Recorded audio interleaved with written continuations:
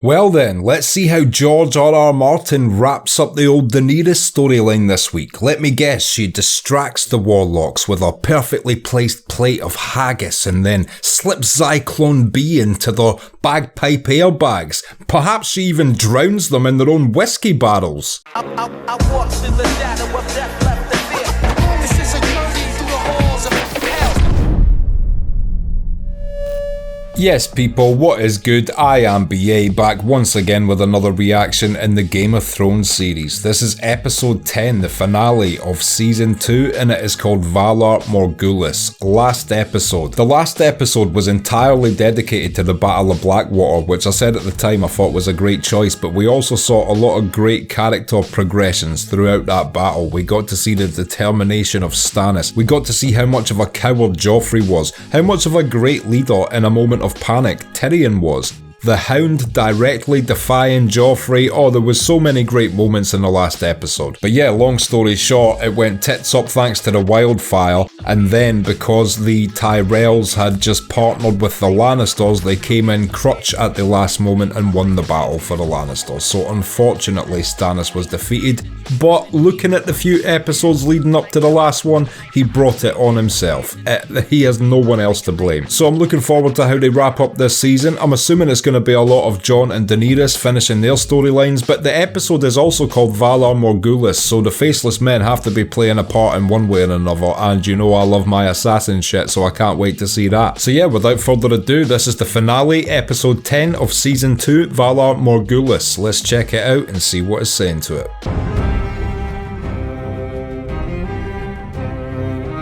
Charles Dance as Tywin, in my opinion, is one of the best actors in this entire show. And I think it's because of the unique fact he's, you know, traditional posh English actor, but also theatre trained. And I feel like in a medieval fantasy world, that really lends itself to epicness of delivery and shit like that. Plus his voice perfectly fits as a leader of the Lannister family. So yeah, because of those unique elements, plus how good he is as an actor, I feel like he's a standout actor throughout this entire show. Funnily enough, like, I know he's been in so much, but I always remember him as the hitman with the glass eye in Last Action Hero, which was a hated Schwarzenegger film when it came out, but retroactively, I still think Last Action Hero is a brilliant parody of action films.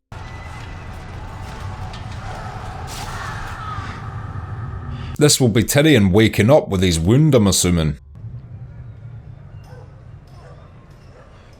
Pod. Pycelle looks so proud of his work there. Would you like something for the pain?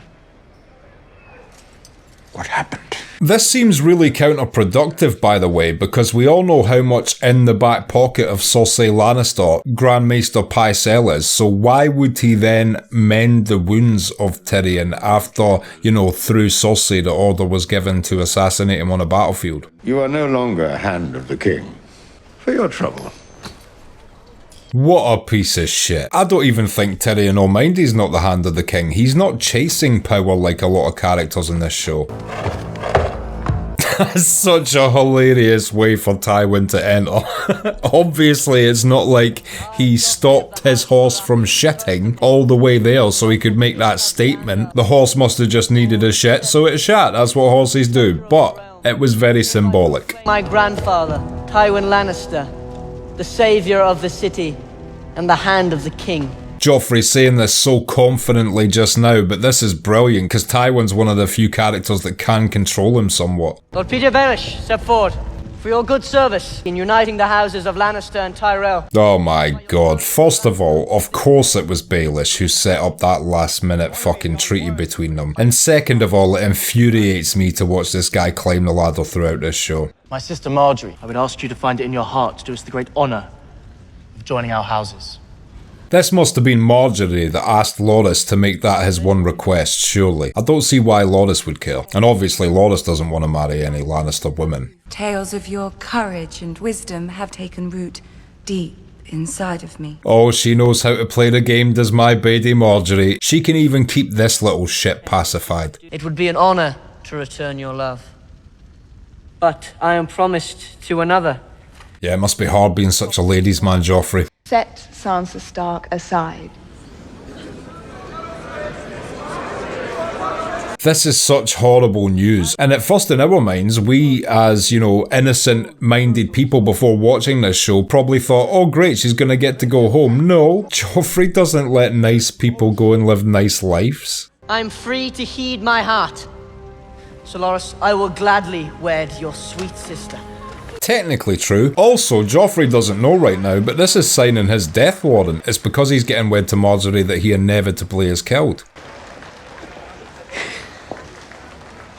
Even though it ends up being for nothing, that momentary smile was glorious. He'll still enjoy beating you. He'll be able to enjoy you in other ways as well. Thanks, Baelish, for instantly bringing the mood back down there. You couldn't even afford her that 10 seconds of happiness. Like your mother did at your age. I can see so much of her in you.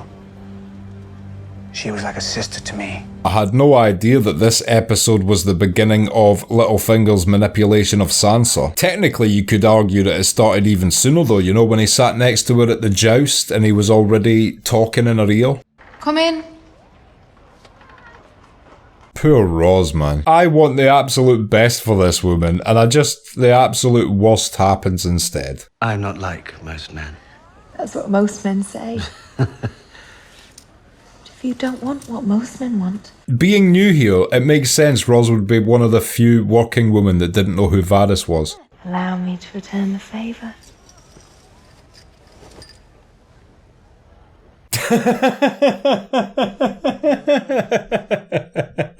That look was a great acting choice. I don't abuse them to satisfy royal whims or force them to abuse each other. How do you know about that?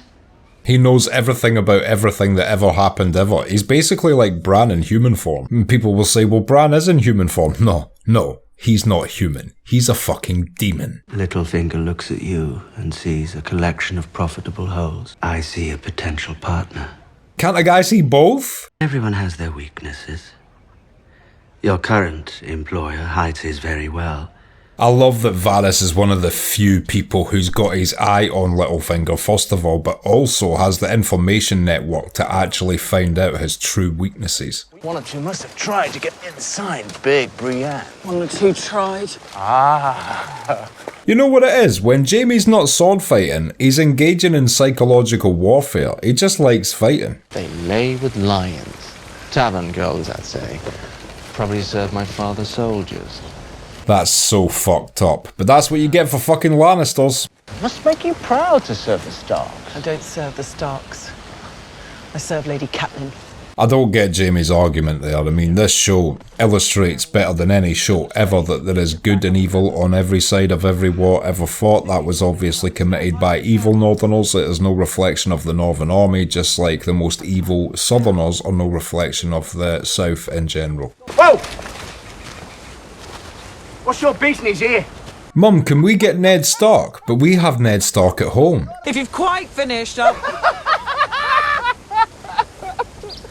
All right, we'll be going. Whoa! It's so satisfying that they find the prospect of a woman being imposing, like, hysterical. It makes these next few moments amazing. I don't give the orders.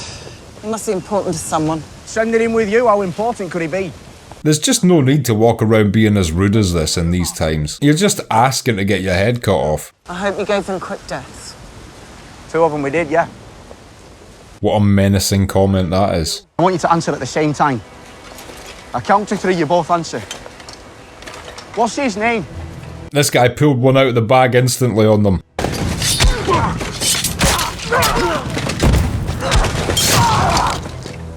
I mean, not that it mattered. 2 quick deaths. Fair play, complete justice. If you want to be a horrible, horrible, ruthless individual, then don't be surprised if your death is horrible and ruthless. And also, I guarantee that really impressed Jaime. That's the first time he saw her fight properly, and I bet he wasn't expecting that. Stay.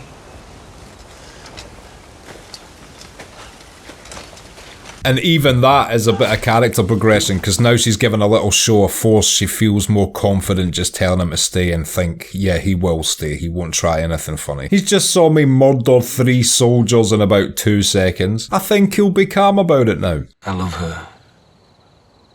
I know that seems important to you. It is important to me. It's like Cupid shot an arrow through his heart. Love didn't just happen to us. We built it slowly over the years. That is good, but it's not really the way that marriage should work, is it? Like, yeah, let's hate each other for years and slowly figure out a way to build a relationship and we finally love each other. Surely it should start with like, soon become love, and then, you know, it's all about maintaining that. Treat your oaths recklessly and your people will do the same. If your father lived his life for one thing... My father is dead. She's given him brilliant advice just now. And it's easy to say that in hindsight, but even thinking about it logically now, I can't believe I was so sort of, you know, for Rob and that nurse. Thinking about it, he gave his word and the phrase did what they promised they would do. That is a big deal, just to be like, yeah, fuck that, oh, fuck those arranged marriages, fuck all of that, because I fell in love with the nurse I met. It's incredibly selfish. I fought for your god in Blackwater Bay. I led my men to the gates of the seventh hell.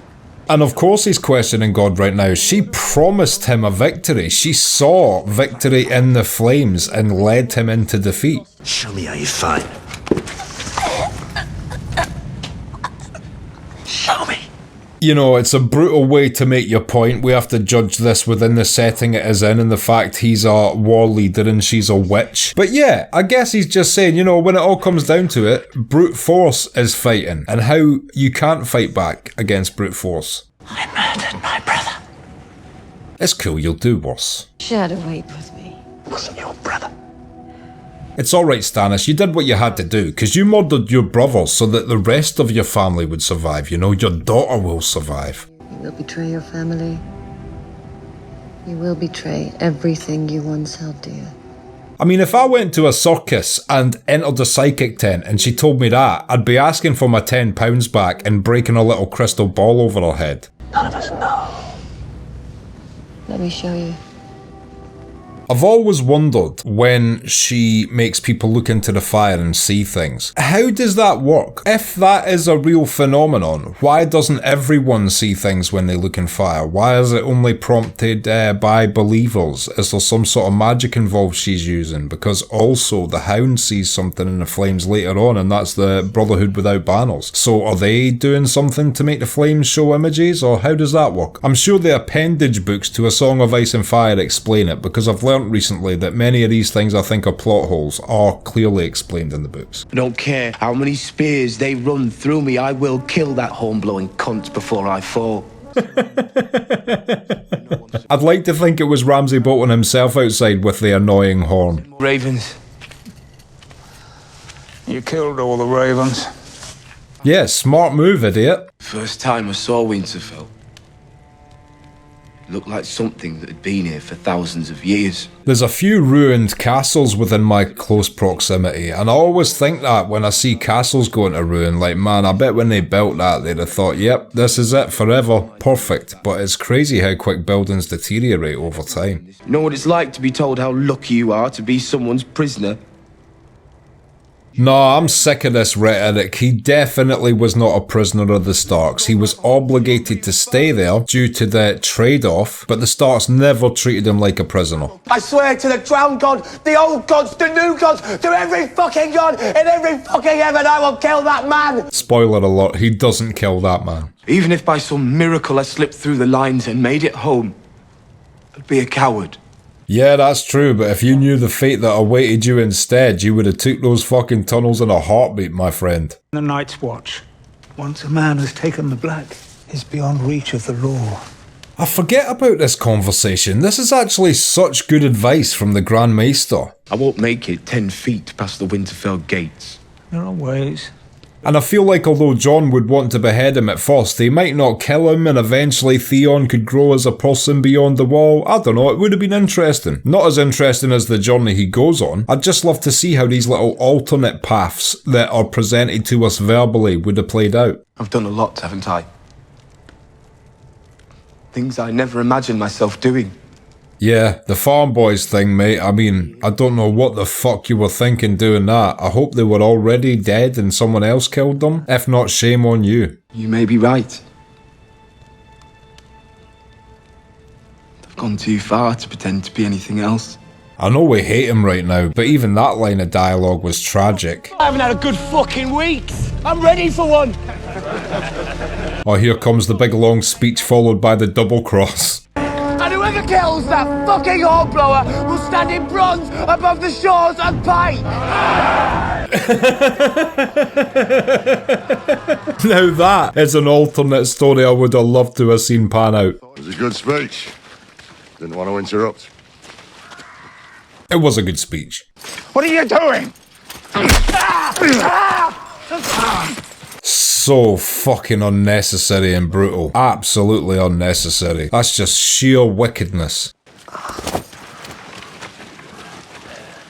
Fucking assholes for that one. Also, something doesn't make sense about that scene to me. Why would the surrounding Bolton army let any of the Ironborn soldiers leave? Obviously, they're gonna give them Theon, but why would the Boltons let any of them escape? They would just kill all of them, surely.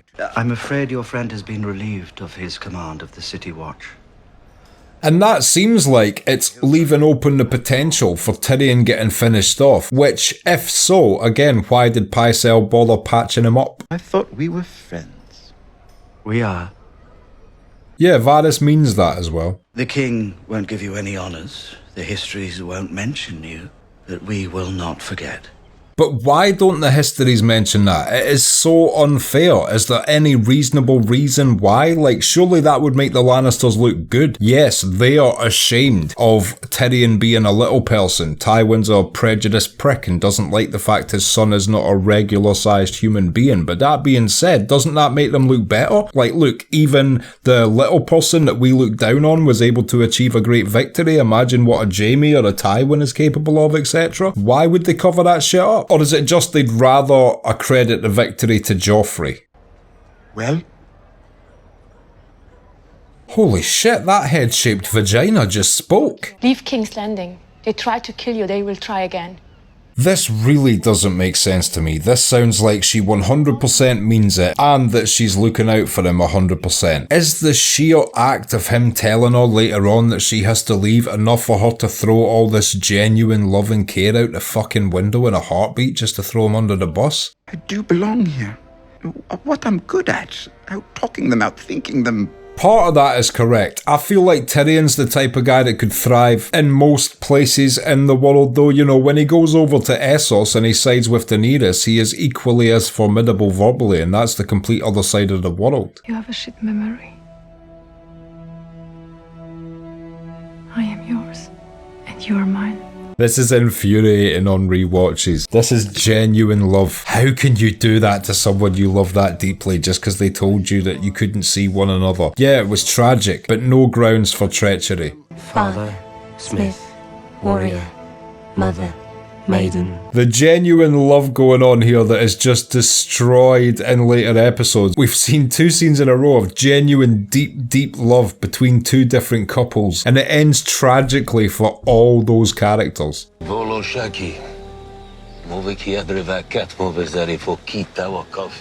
is the place, Khaleesi, the whiskey distillery.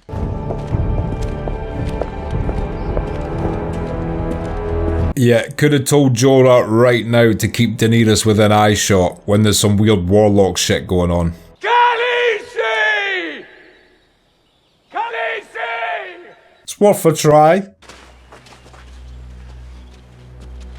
How did he find us? Always watching. And still dressed like a Lannister guard. That is the first shit I'd have got rid of after I left Harrenhal. Show me how. I want to be able to do it too. If you would learn, you must come with me. Yeah, if I saw one dude take out 20 guards single-handedly and silently, I'd want to learn how to do that shit too. I need to find my brother and mother. And my sister. Hey, you know you love Sansa, really. Farewell, Arya Stark.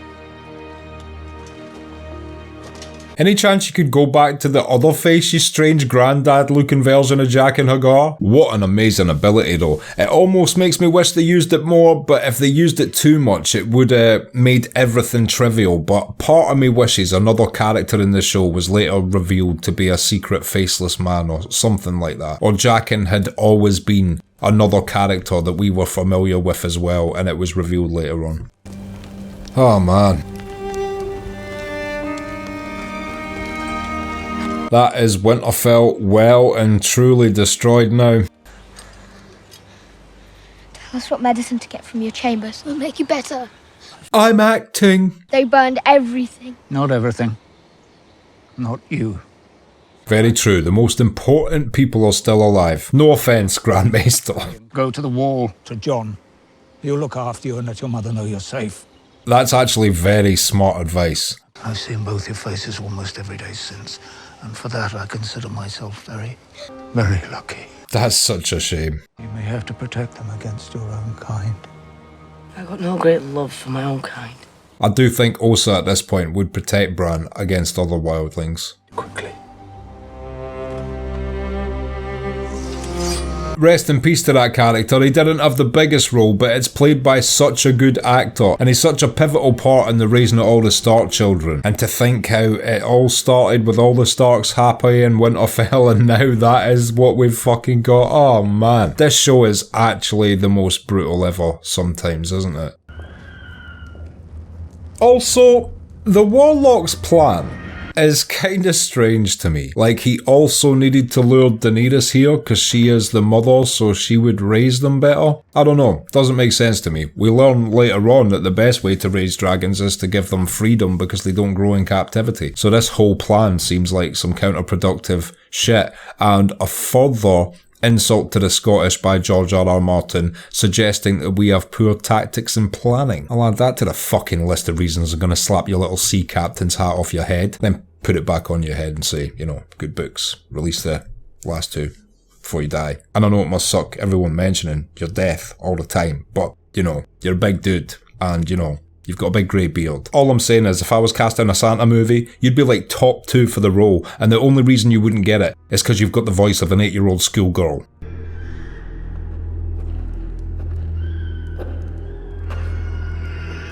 This sequence where she starts to envision things is crazy as well, because it's basically the finale episode. We get visions of the finale episode in this episode. Fucking hell. Every time I see the wall, it has the same effect. It's just an immense thing. It would be one of the wonders of the world if it was a real thing.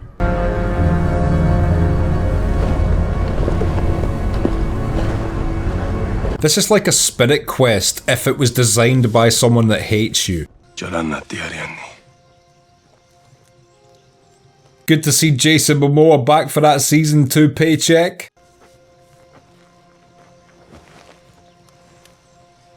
Another thing I want to know is, how the fuck have these warlocks not conquered the entire world exactly? This is an extremely powerful illusion they are able to create for Daenerys right now. They could surely just walk into a town and do that to powerful people, take all their wealth, become king, do it to a king. Like, how are these guys just chilling in a singular city?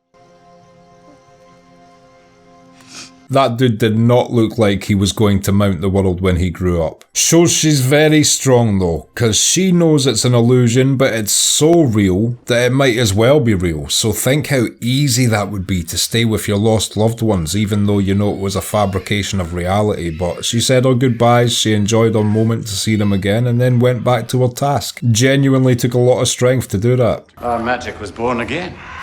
It is strongest in their presence. And they are strongest in yours.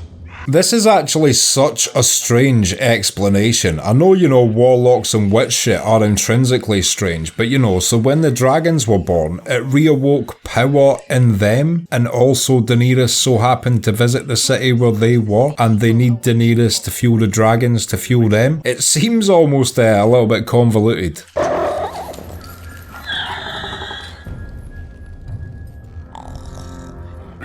They're like, yo, this is all unnecessary, Daenerys. Say the word and we will blowtorch this fuck.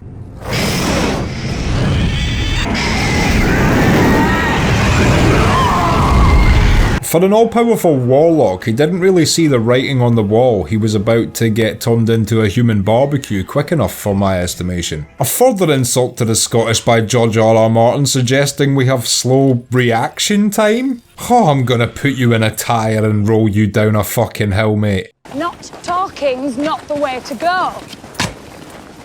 Careful with that. You might cut yourself. She's trying to flirt with you, Jon Snow. Would you please return the favour?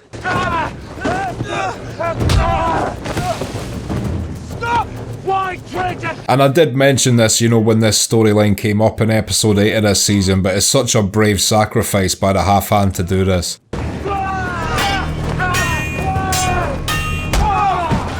He's doing the thing where you scream before you swing. It's meant to be a simultaneous thing. You don't give away your swing with the scream. It's the same reason why tennis pros, you know, make that noise when they hit. Because if you actually look at the statistics, if you vocalize a physical movement, it increases the velocity by like 30% or something. It's crazy. See, Jon screamed while he stabbed the half-hand there, increasing the velocity and not giving away the strike. Even though, of course, the half-hand let him have it. You can tell, Mance. That's the man who killed Cora and Halfhand. She already loves him. She is doing everything she can to make life easier for him right now and putting in a good word for him. Burn the body. You don't want this one coming back for you. True, I bet the half-hand would have made a badass white. This is another romantic tragedy. George R.R. Martin has literally got 3 separate romantic tragic plot storylines seeded in this episode, with Tyrion and Shay, and then Robb and I forget the name of Norse Lady, but you know, nice Norse Lady, and these two. And it all goes to shit.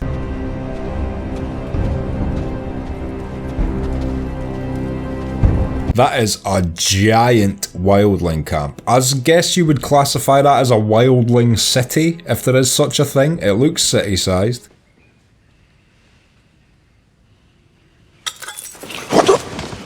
This fucking treacherous bitch he's in bed with.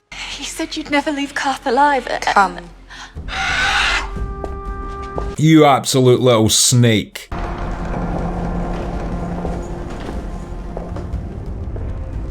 You know what? I'm not even mad that Zaro Zoan Doxos, man. He hustled this entire city and got himself prestige and shit. Put all his money into a big empty vault with a fancy key. He tried. You know, he tried a thing. I can help you now. Truly help you. We can take the Iron Throne. I'll bring you 1,000 shares. No time for your talking now, you pair of traitors. You can both just die of starvation or however it is you would die first in a situation like this and, you know, enjoy. It's all a lie. Looks real enough to me. Yeah, it's a great point. Maybe Zaro Zoan Doxos was full of shit, but the actual city of Karth has a lot of just valuables lying around, and the Dothraki will be more than happy to relieve them of their assets. See the big gold peacock getting lifted in the background. That's the best day of those 2 Dothraki guys' lives. People shouldn't live anywhere you need to burn shit to keep warm. Well, you see a tree, let me know. That's fucked up. They're looking for animal dung just to start a fire with. Fucking hell. The thing about her that I find so interesting, she's still got hope that life might get better. Spoken like a true warrior. To blast these wildlings. You're not fighting them alone. Come on. Oh shit, I forgot we got this at the end of season 2. Gren! Poor Sam.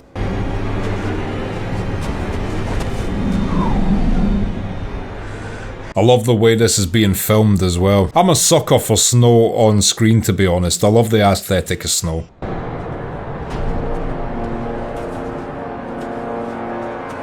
I don't know how that guy died, but someone's got his bottom jaw. Those are such good special effects.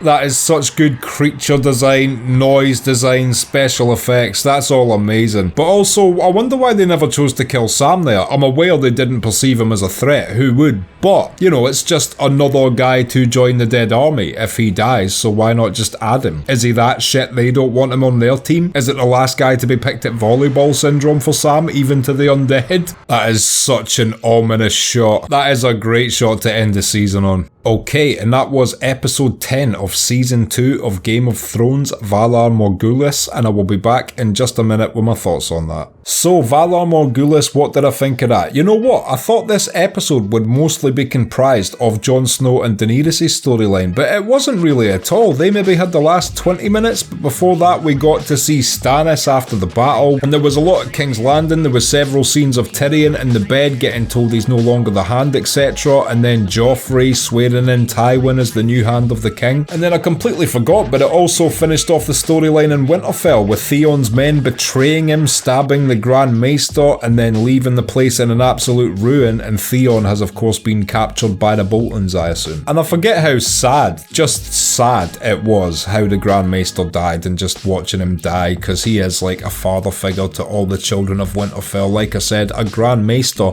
is everything combined: your doctor, your scientist, your teacher. So he was their everything from the day they were born. So yeah, absolutely tragic, and at least Osa was there to help put him out of his misery, so it was a quick death. And I kinda like the way they finished off the storyline with Daenerys this season. To be honest, I feel like this season with Daenerys is one of the weakest storylines. Sometimes witchcraft works for me. I do like how they use the Red Woman throughout this show, but in general, witchcraft stuff doesn't really work for me. So it's actually so surprising that the Red Woman's things that she does throughout this show does work for me. But those Warlock characters, just a bit too esoteric and left field in comparison to anything else we're seeing, and also it just didn't hit the high notes that I feel like it was hoping it would. And also that final shot of Daenerys just proudly saying Dracarys, and then some bad CGI fire, the Warlock not moving out of the way, running away, anything. It seemed kinda like a bad scene watching it back, to be honest. Not the glorious, amazing, oh look, her dragons have come to the rescue, Deus Ex Machina again, that they were hoping for, and they do that much better later on with the dragons. But yeah, this particular storyline just doesn't really work for me, so I'm happy it's came to its conclusion. And it's nothing to do with the fact the Warlocks are Scottish, that was all just jokes. But I'm still gonna put you in a tyre and roll you down a hill, George. Jokingly. And then we got the end of the Jon storyline, and the half-hand sacrificed himself just so that Jon would gain favour with the wildlings. I guess the half-hand saw a lot of potential in Jon, knew that if they were both led there, the King Beyond the Wall would just order their executions instantaneously, so he figured out a way that one of them could at least live. And it was a brave choice and probably saved Jon Snow's life. And that closing scene was amazing. I forgot they took it there at the end of season 2, but yeah, just the 3 horn blows building up the ominousness of the fact that it's got to be White Walkers, seeing them slowly emerge from the fog, poor Sam getting left behind, and then just slowly seeing the actual numbers that they have coming out of the fog closer and closer to the north. I do think that this scene was over exaggerated perhaps, because I don't think they're that close to the wall yet, and this makes it feel like they're right at the wall and next season they're going to be at the fucking wall kind of thing, and I don't think it quite happens like that. If you've liked this video, click like, subscribe to the channel to see more videos like this, ring the bell to be notified as to when they drop. If there's anything you want to talk about, comment down below, and share this around to anyone you think might appreciate it or want to watch these reactions along with us. My Patreon link is down in the description. If you become a patron, you get access to my blog, you get access to these reactions I put on YouTube a month and a half in advance, and you also get access to full-length versions of everything I react to. So consider becoming a patron, it helps me and my channel out so much, and until next time, I have been BA, peace.